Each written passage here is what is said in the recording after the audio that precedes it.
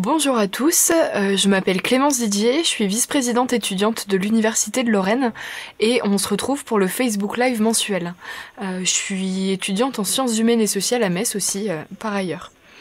Alors, pourquoi un Facebook Live? L'intérêt, c'est d'échanger directement avec vous, étudiants et non étudiants d'ailleurs, on a vu qu'il y en avait quelques-uns la dernière fois, et de vous présenter l'université, répondre à vos questions, en sachant que pour ce Facebook Live-là, c'est vous qui avez choisi le thème et vous avez choisi de parler de mobilité internationale. Alors le format est le même que la dernière fois, on va rester ensemble pendant 45 minutes. Je vais vous présenter un peu ce qui se fait et ce que vous pouvez faire pendant 20 minutes et ensuite je répondrai à vos questions. N'hésitez pas à poser vos questions tout au long de la vidéo dans les commentaires, on les traitera ensuite pendant le temps de questions, mais voilà, vous pouvez poser vos questions tout au long de la vidéo. Alors, une fois encore, il risque d'y avoir beaucoup d'acronymes. N'hésitez pas à aller voir le Quesaco de l'Université de Lorraine si des fois il y a quelques acronymes que vous avez perdus en cours de route. Voilà.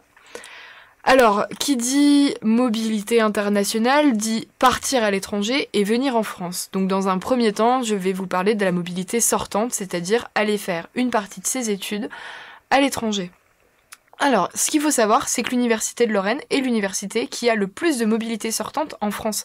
Vous êtes beaucoup à partir pour un stage ou pour une partie de vos études à l'étranger et c'est vraiment super, donc continuez. Alors, ce qu'il faut savoir, c'est que mobilité, ça ne veut pas dire seulement partir en Erasmus, qui d'ailleurs s'appelle Erasmus+, maintenant le programme a évolué. Il y a des centaines d'accords internationaux qui existent à l'université. Ce qu'il faut savoir, c'est que la plupart sont passés au niveau de votre composante, c'est-à-dire là où vous faites vos études, et pas au niveau de l'université. Donc les accords peuvent changer d'une composante à l'autre.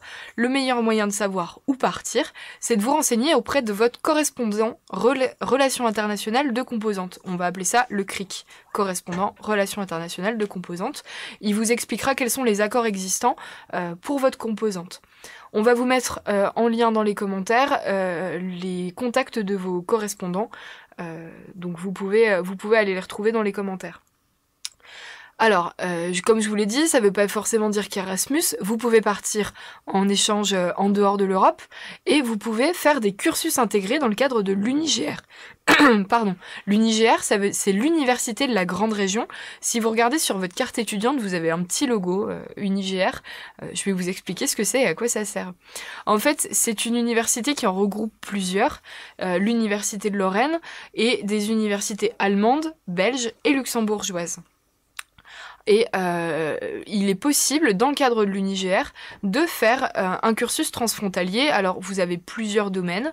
Vous pouvez le faire en physique, en droit français et allemand, un master en Border Studies, communication et coopération transfrontalière, histoire de la culture, de la littérature et de la langue dans l'espace d'expression allemande, Language and Communication Technologies, Génie civil et management en Europe, et bien d'autres filières. Vous pouvez retrouver tout ça sur le site de l'UniGR. Sachez que, voilà, en tant que membre, en tant qu'étudiant dans une université transfrontalière comme la nôtre, il y a tout un tas d'avantages qui existent. Et vous pouvez faire une partie de votre cursus, voire même prendre une partie des cours dans certaines universités transfrontalières. Donc n'hésitez pas à aller faire un tour du côté de la page de l'UniGR. Alors, il faudra pour cela que vous établissiez un contrat d'études, c'est-à-dire déterminer quelle partie de votre cursus vous faites dans les universités partenaires, et vous pouvez obtenir un fonds d'aide à la mobilité, ce qui est plutôt intéressant. Ensuite, vous pouvez partir dans le cadre de vos études, c'est-à-dire aller passer un semestre ou un an à l'étranger, mais vous pouvez aussi partir pour faire juste un stage de fin d'études ou un stage tout court, à l'étranger, donc n'hésitez pas à vous renseigner. La condition avant de faire une mobilité, c'est d'avoir validé au moins une première année d'enseignement supérieur dans la plupart des cas, mais ça peut varier selon le programme, selon la composante, donc n'hésitez pas à vous renseigner, mais généralement il faut au moins un an d'études supérieures validées. Alors, si vous êtes déterminé à partir, il va falloir préparer votre départ. C'est quelque chose d'extrêmement important parce que mieux vous êtes préparé, mieux ça se déroulera sur place. Alors, pour faire ça, vous allez très souvent avoir des réunions mobilité qui vont être organisées dans vos composantes Et c'est généralement en ce moment pour partir au 2e semestre, donc renseignez-vous vivement, même si vous avez normalement déjà eu l'information. En sachant que les places sont limitées.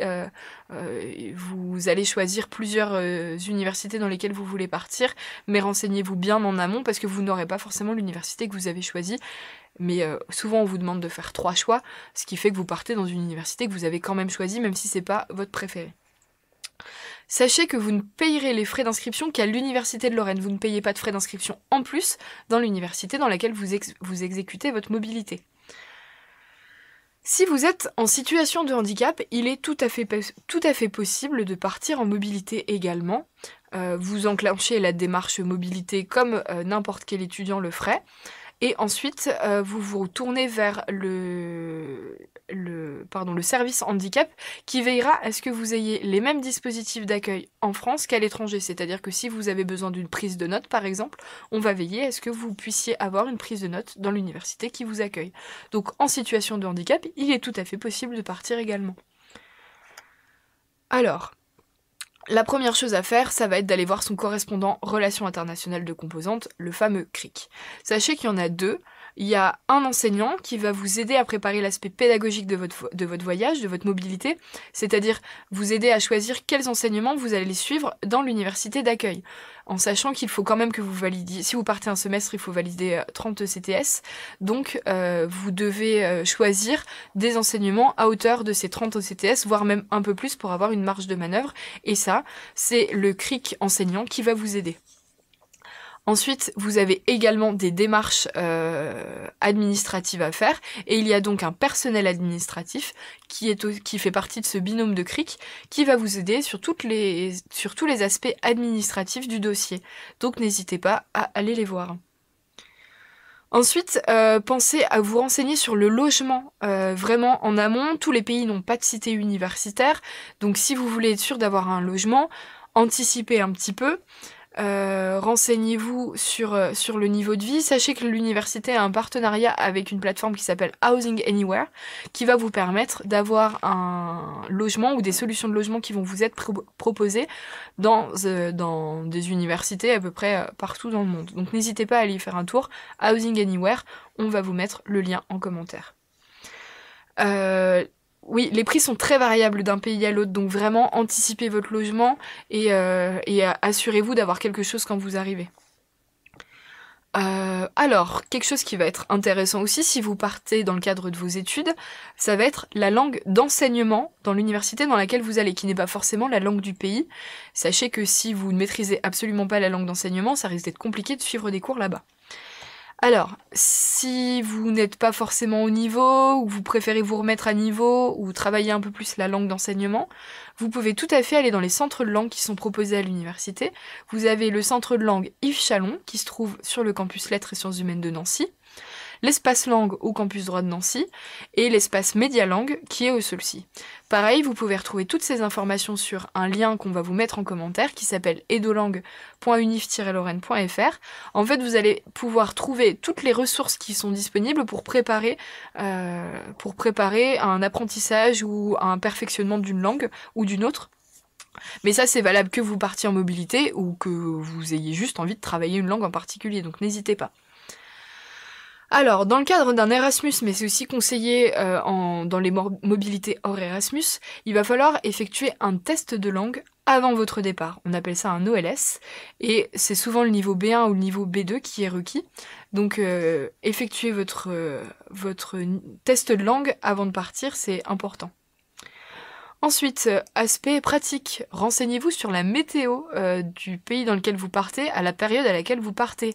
Dans les pays du Nord, par exemple, l'hiver peut être très froid ou très humide, et c'est plutôt intéressant de partir avec les bons vêtements dans sa valise.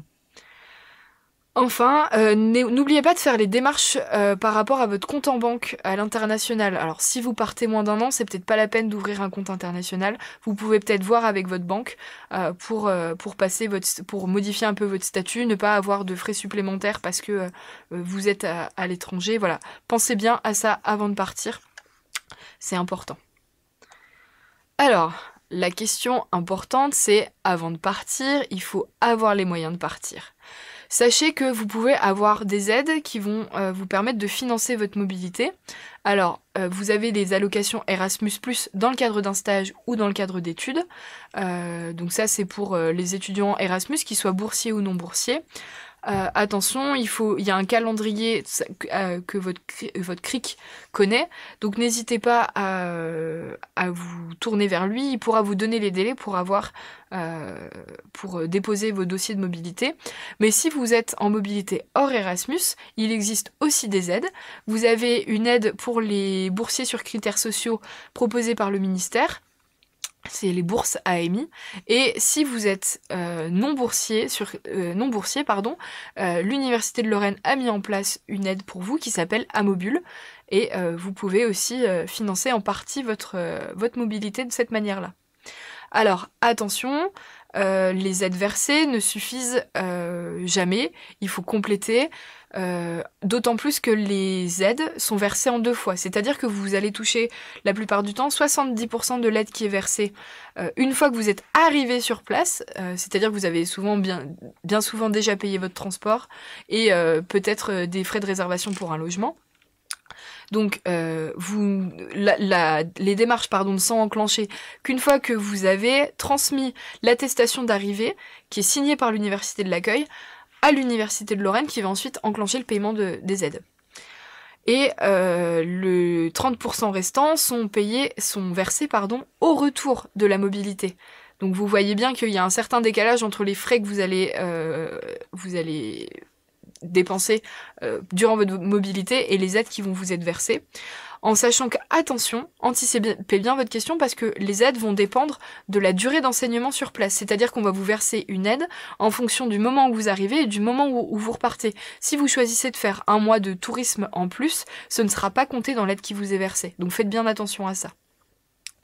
Ensuite, il est possible de cumuler les aides dont je vous ai parlé, donc les allocations Erasmus+, l'Amobule et l'AMI, avec des aides d'autres institutions, type la région.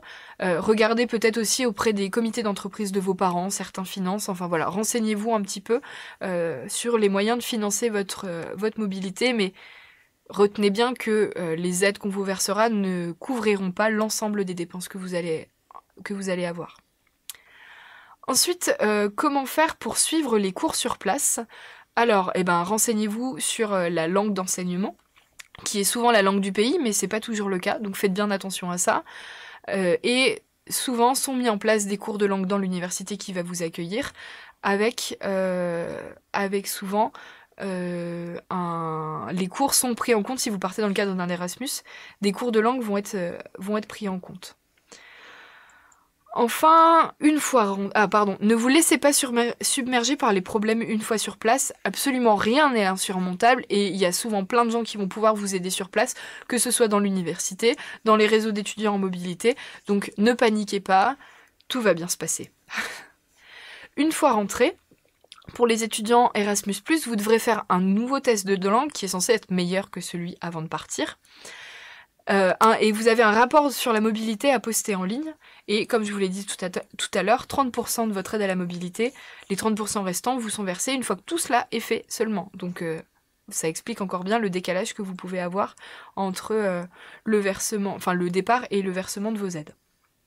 Enfin, de manière générale, n'hésitez pas à contacter les associations étudiantes qui sont spécialisées dans ces questions de mobilité.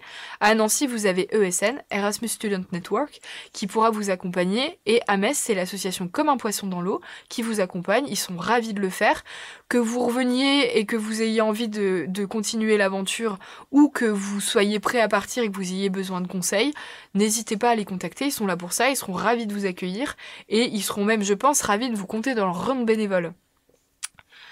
Et sur les lieux qui vont vous accueillir, il y a aussi très certainement des associations d'étudiants internationaux qui pourront répondre à toutes vos questions en amont pendant le voyage. Voilà, donc comme je vous l'ai dit au départ, la mobilité c'est partir à l'étranger ou venir étudier en France. Et vous êtes nombreux à venir étudier à l'Université de Lorraine tous les ans. Donc une fois que vous arrivez, alors souvent on vous a expliqué les démarches en amont, mais c'est pas toujours le cas. Vous arrivez dans des cadres de mobilité très différents les uns des autres. Mais le CRIC, le correspondant Relations internationales de composantes, est aussi là pour accompagner les étudiants qui arrivent. Donc vous pouvez prendre attache auprès de lui et il vous accompagnera sur certaines démarches, ou vous pouvez vous tourner vers la DRI, la Direction des Relations internationales et européennes, qui fait des permanences à la maison Grosserre à Metz ou avenue de la Libération à Nancy. De manière générale, le site de l'université est accessible pour les étudiants en mobilité entrante à l'adresse welcome.unif-lorraine.fr. Vous retrouverez toutes les informations en français et en anglais. Très souvent, des Welcome Days sont organisés. Alors, pour tous les étudiants de l'université, ça a eu lieu fin septembre, mais vous en avez aussi dans certaines composantes en plus. Donc n'hésitez pas à passer le mot à des camarades qui viendraient l'année prochaine, qu'ils n'hésitent pas à participer au Welcome Days, ça vous permet de rencontrer d'autres étudiants internationaux et d'avoir tout un tas de guichets qui vous seraient utiles. Enfin, quand vous arrivez, vous parlez pas forcément français, donc vous pouvez vous tourner vers le DEFL, le département français langue étrangère, qui va vous proposer des cours de français sous différentes formules. Des cours intensifs par exemple, mais aussi un apprentissage d'une manière un peu détournée, avec de la radio par exemple. Ils sont situés dans le bâtiment de la formation continue au Seulcy ou au CLSH à Nancy et ils seront ravis de vous accueillir. Attention au système de santé, il faut que vous vous inscriviez à la sécurité sociale. C'est un système en France qui permet de couvrir 65% de vos dépenses de santé. Inscrivez-vous sur étudiant-étranger.gouv et si possible, vraiment dans la mesure du possible, j'insiste, pensez à une complémentaire santé qui va couvrir le reste de vos frais. Parce que comme je vous l'ai dit, la sécurité sociale ne couvre que 65% des dépenses. Donc vous pouvez aller sur le site amélie.fr, ameli.fr, pour vous renseigner sur toutes ces démarches de santé qui sont extrêmement importantes, parce que il est important que vous soyez en bonne santé quand vous êtes sur notre territoire. Et vous avez été contacté normalement pour une visite médicale au SUMS, le service universitaire de médecine préventive et de promotion de la santé. Surtout, allez y faire un tour, on ne sait jamais, c'est extrêmement important pour nous comme pour vous. Enfin, vous venez d'arriver, vous connaissez pas forcément tout le monde, n'hésitez pas à vous tourner vers les systèmes de parrainage d'ESN ou de Comme un poisson dans l'eau, qui vont vous mettre en lien avec des étudiants français. Participez à la vie étudiante de votre composante, il y a souvent des associations dans les composantes, donc n'hésitez pas à aller y faire un tour. Ils vont vous aider à rencontrer des étudiants français, et puis à découvrir la culture française, hein, tout simplement. N'hésitez pas à aller faire un tour au SWAPS, je vous rappelle que c'est gratuit pour les étudiants, donc le SWAPS c'est le service de sport en fait, service universitaire des activités physiques et sportives. Les cours sont gratuits, ça va vous permettre de vous dépenser tout simplement, mais aussi de rencontrer des étudiants. Le dispositif fin d'échange qui est mis en place par le Crous et des métropoles qui auront lieu les 9 et 11 novembre à Nancy. Vous pouvez vous inscrire jusqu'au 2 novembre, donc c'est parfaitement le moment. Allez jeter un œil. Et échanges gourmands qui auront lieu les 17 et 18 novembre à Metz. Donc là, en fait, on vous met en lien avec des familles françaises qui vous accueillent pour un repas. Comme ça, vous pouvez découvrir à la fois la culture culinaire, mais aussi le mode de vie de famille française. La course de la Saint-Nicolas au mois de novembre qui brasse beaucoup d'étudiants, qui est extrêmement sympathique, donc n'hésitez pas à aller faire un tour. Vous n'êtes pas obligé de courir, en plus c'est ça qui est sympa. Donc allez faire un tour pour la course de la Saint-Nicolas qui aura lieu courant décembre. Enfin, si vous ne partez pas ou que vous ne venez pas d'ailleurs et que cette thématique vous intéresse quand même, sachez que vous pouvez tout à fait participer à des groupes de langue avec des natifs qui sont mis en place par les services de langue de l'université. Vous pouvez passer des certifications, avoir des animations culturelles en lien avec des différentes cultures, comme par exemple l'Institut Confucius qui vous propose de découvrir la culture et la langue chinoise à travers tout un tas d'activités de découverte. Donc voilà, c'est pas parce que vous ne partez pas en mobilité ou vous ne venez pas d'ailleurs que vous êtes privé de découvrir le monde. Donc voilà, n'hésitez pas à y faire un tour. Et pour illustrer mon propos, on va vous passer une vidéo qui a été tournée par une étudiante Erasmus qui est venue à Nancy. Donc ça dure 2 minutes 50 et c'est que du bonheur.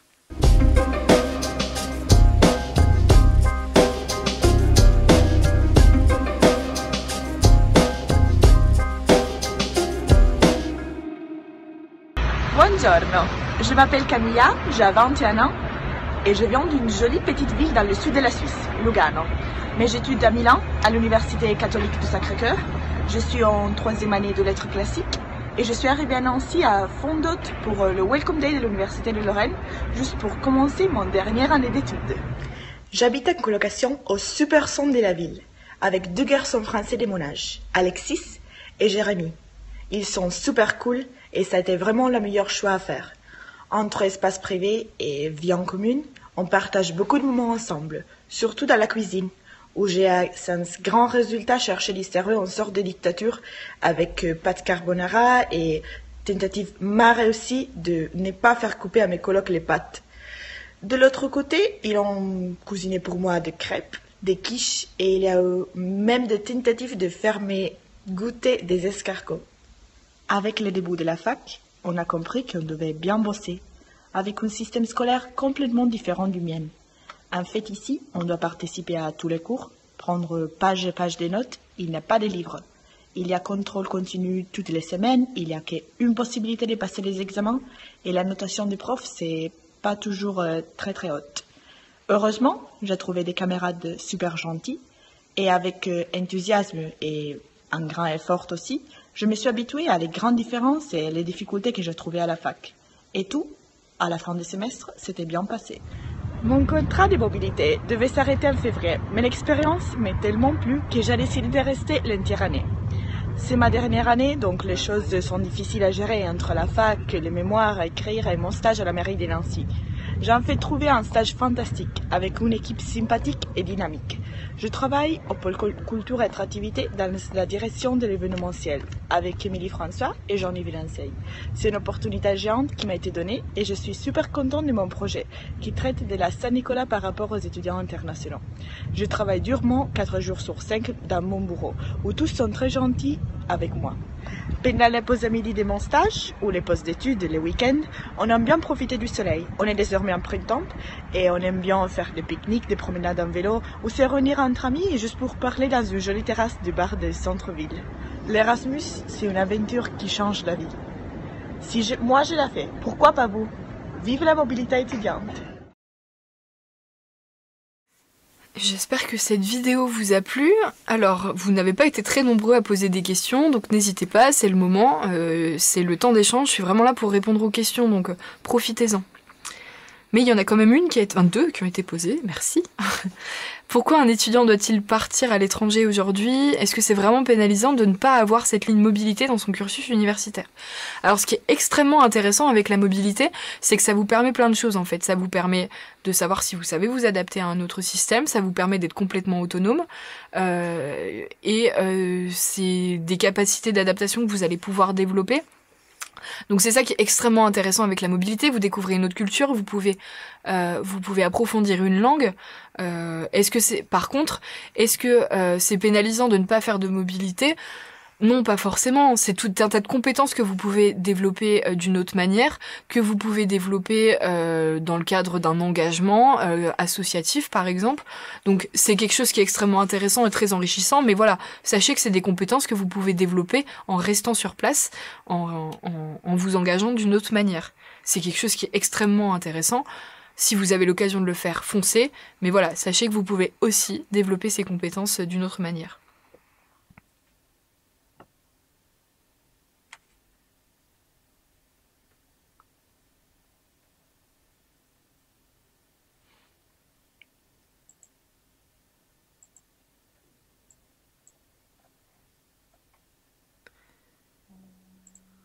Il n'y a pas de question, c'est que j'ai été extrêmement claire. Mais je suis sûre qu'il y a des choses auxquelles j'ai pas pensé, donc n'hésitez pas, posez vos questions.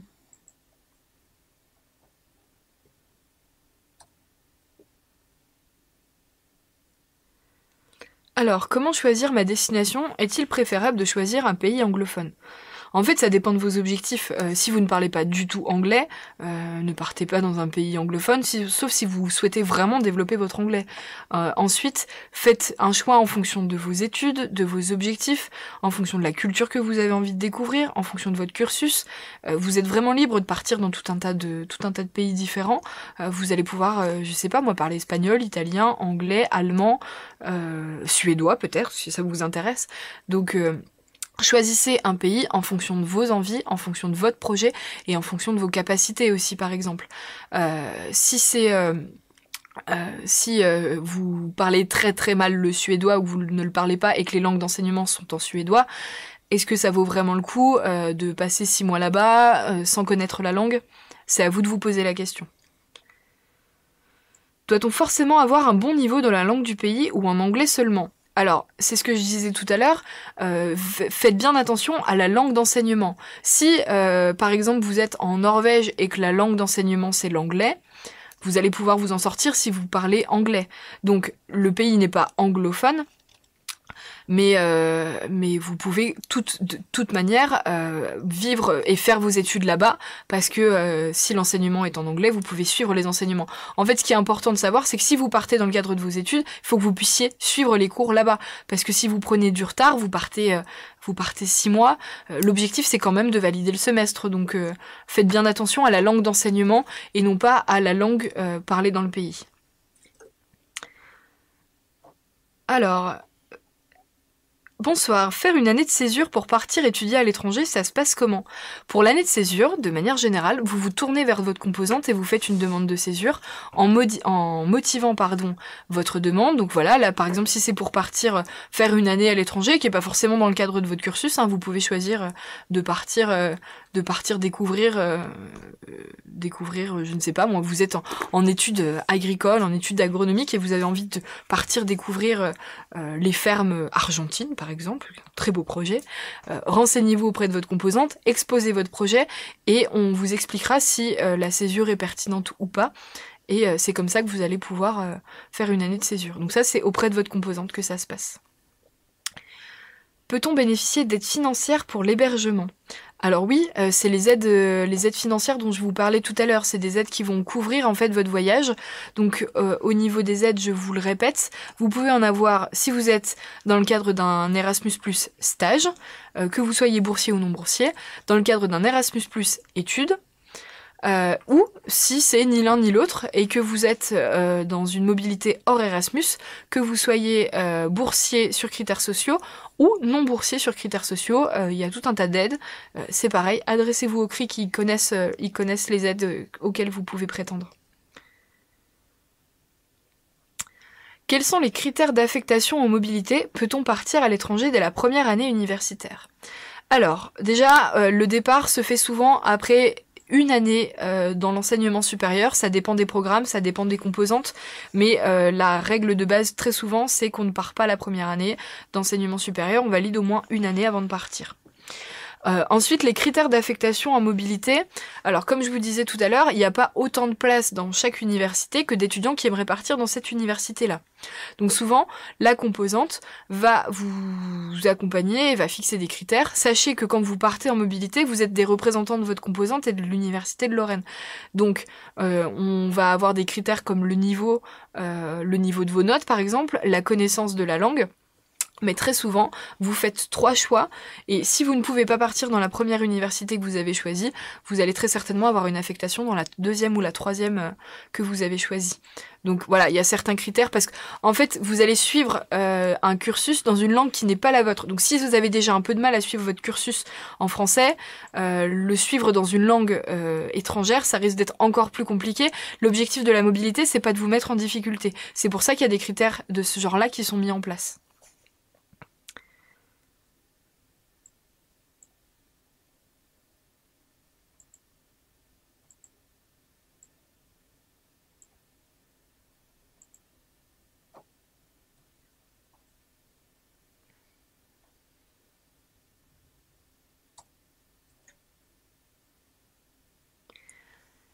Les candidats sont-ils sélectionnés en fonction de critères imposés par les universités partenaires et où les retrouver? Alors comme je vous expliquais, la plupart du temps c'est des accords qui se font de votre composante avec une université partenaire. Donc comme c'est un accord, ça veut dire qu'il y a des conditions dans cet accord, et donc c'est pas impossible que des critères soient fixés dans le cadre de cet accord-là. Comme je vous le disais également, c'est la composante qui passe l'accord, donc c'est auprès d'elle que vous devez vous renseigner, auprès de votre CRIC qui vous expliquera où retrouver vos les critères imposés et quelles sont les conditions que vous devez remplir pour pouvoir partir en mobilité. Et donc ça, comme je vous le disais, renseignez-vous aussi, il y a très souvent des réunions qui sont organisées, c'est à peu près sur cette période, octobre-novembre, pour les mobilités au 2e semestre, et on vous expliquera tout ça.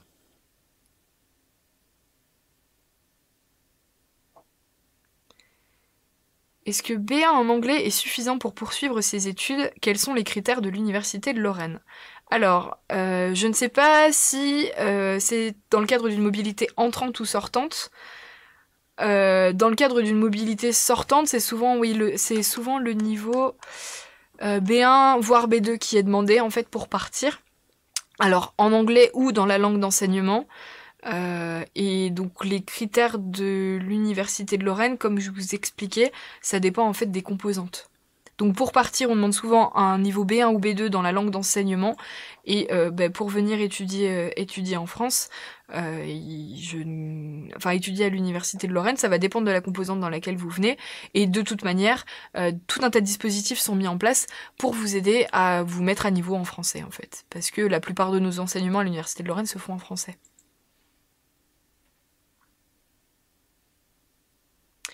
Combien de temps peut-on partir? Alors, souvent, le départ se fait pour 3 mois minimum, et vous pouvez partir jusqu'à 1 an. Vous pouvez faire une année complète à l'étranger.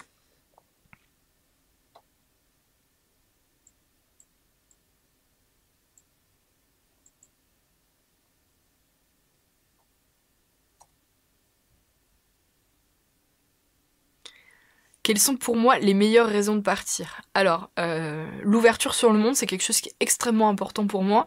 Et du coup, partir étudier ou venir étudier en France, hein, c'est pareil. C'est l'occasion de découvrir une nouvelle culture, de découvrir d'autres personnes, d'autres façons de penser, d'autres façons de vivre. Donc c'est quelque chose qui est extrêmement intéressant. Ça permet aussi de relever un défi quelque part parce qu'on part loin de tout pendant quelques mois. Il faut se gérer complètement seul dans un système complètement seul. On s'entend, vous n'êtes pas seul parce qu'il y a des gens qui sont là pour vous accompagner, mais en termes de prise d'autonomie, c'est quelque chose qui est extrêmement intéressant. Donc voilà, l'autonomie, la découverte du monde, relever un défi, et puis développer des compétences, hein, comme je vous le disais, c'est savoir s'adapter, c'est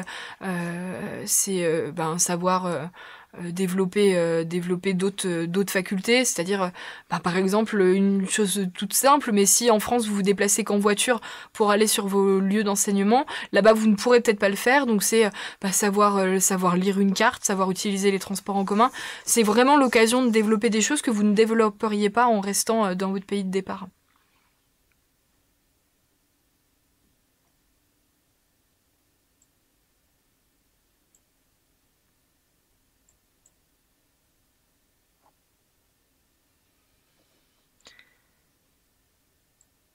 Allez, encore quelques questions?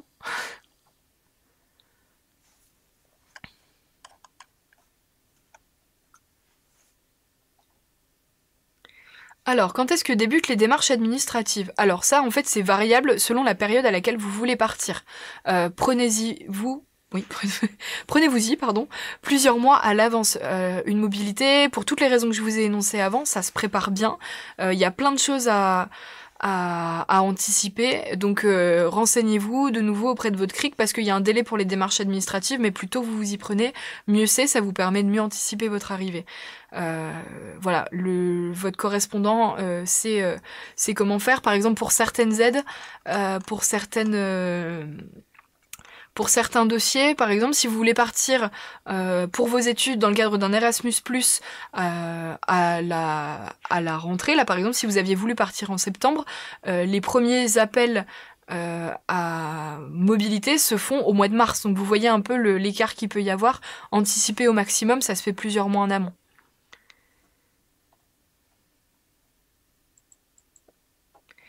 Peut-on allonger son séjour si l'envie arrive en cours de route ou l'inverse, l'écourter au bout d'un semestre?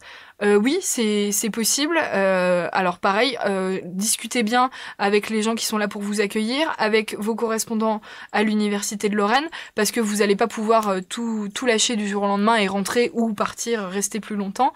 Comme la plupart du temps, c'est basé sur un contrat, c'est-à-dire que vous allez adapter, choisir ce que vous allez faire dans votre université d'accueil ou à l'Université de Lorraine.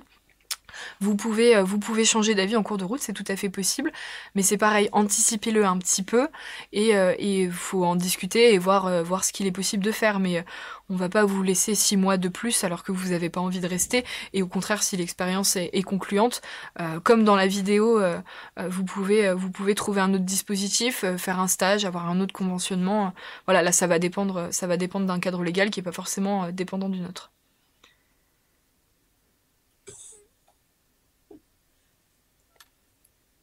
Alors, la mobilité est valable pour n'importe quel niveau d'études. Alors, comme je vous expliquais, selon les mobilités que vous choisissez, hein, Erasmus+ ou pas, ça va dépendre. Très souvent, il faut avoir validé au moins une année d'enseignement supérieur. C'est-à-dire que vous n'allez très souvent pas partir la première année. C'est-à-dire si vous venez d'arriver à l'université, pour le deuxième semestre, là, ça va être un petit peu compliqué de partir. Mais vous pouvez tout à fait... à partir de la deuxième année, en fait, vous pouvez. Souvent, dans les cursus licence-master, on part en L3, et puis ben, forcément, dans les cursus en 2 ans, on part la deuxième année, pour le stage, par exemple. Mais voilà, au-delà de la première année, vous pouvez partir normalement sans trop de problèmes. Les programmes Erasmus+ sont-ils exclusivement réservés aux étudiants et doctorants? Je suis personnel administratif, est-ce que je peux partir à l'étranger? Oui, c'est l'avantage d'Erasmus+. Alors là, si vous êtes personnel administratif et que vous souhaitez partir, adressez-vous à la DRI directement, donc la Direction des Relations Internationales et Européennes. C'est l'avantage d'Erasmus+, mais c'est pareil. Si vous tapez Erasmus+ sur Internet, vous allez très vite tomber sur l'ensemble des conditions pour une mobilité Erasmus, donc renseignez-vous... C'est ça aussi la mobilité, c'est un peu chercher par soi-même, se renseigner et découvrir plein de choses. Il y a peut-être des choses auxquelles vous n'aviez pas pensé et d'autres, vous allez découvrir peut-être d'autres particularités d'un pays ou d'un autre pour choisir votre destination. Enfin voilà, renseignez-vous.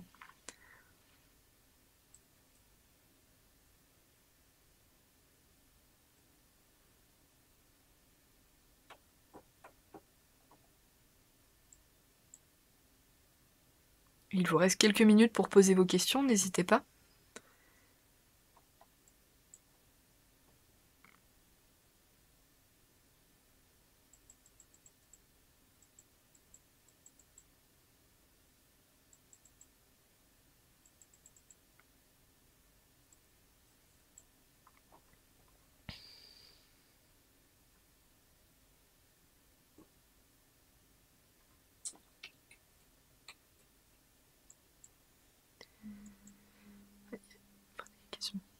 Une question.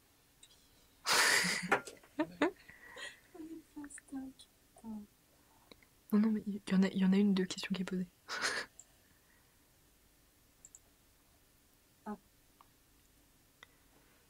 Alors, comment faire pour partir étudier en Algérie? Alors, comme je vous le disais, vous vous renseignez auprès de votre composante, savoir s'il y a des accords qui ont été passés avec l'Algérie, et ensuite c'est des démarches classiques, hein, vous allez, votre CRIC, correspondant de relations internationales de composante, vous expliquera tout ce qu'il faut faire s'il y a un accord qui a été passé, et dans quel cadre vous pouvez partir. Je ne sais pas si ça a déjà été abordé, mais tous les pays sont éligibles à cette mobilité. Alors, ça reprend un peu ce que je viens de dire, ça dépend de la composante dans laquelle vous êtes et des accords qu'elle a passés spécifiquement. Alors non, tous les pays sont pas éligibles à cette mobilité. Par exemple, si vous voulez partir en Corée du Nord, ça risque d'être un petit peu compliqué, mais il y a des centaines d'accords qui sont passés au niveau de l'université, donc renseignez-vous, il y a possibilité de partir dans plein d'endroits très différents et très chouettes. Est-ce que c'est compliqué de partir étudier à l'international lorsque l'on a un handicap? Alors, j'ai envie de dire, est-ce que c'est plus compliqué que pour quelqu'un d'autre? Pas sûr. Ça va peut-être demander un petit peu plus d'anticipation, c'est-à-dire qu'il va falloir savoir si l'université est accessible. Par exemple, si vous êtes en fauteuil roulant, il faut vérifier que l'université en tant que telle est accessible aux personnes en fauteuil roulant. Sinon, forcément, votre vie quotidienne dans l'université d'accueil va être très compliquée. Donc renseignez-vous un petit peu en amont, mais il n'y a pas de raison que vous ne puissiez pas partir avec un handicap. Vous pouvez suivre des études en France, vous pouvez suivre des études à l'étranger, donc foncez, n'hésitez pas.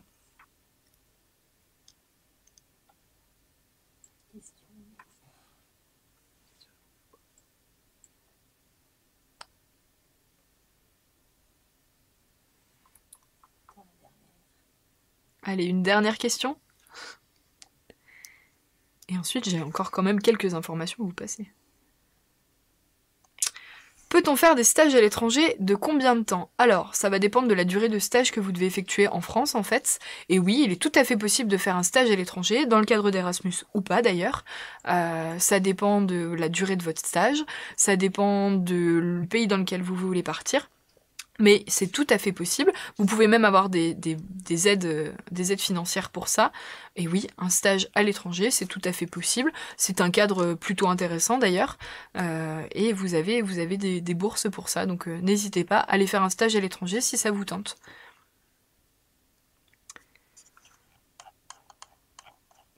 Voilà, je crois qu'on a à peu près fait le tour. Merci beaucoup pour vos questions. Ah, une dernière.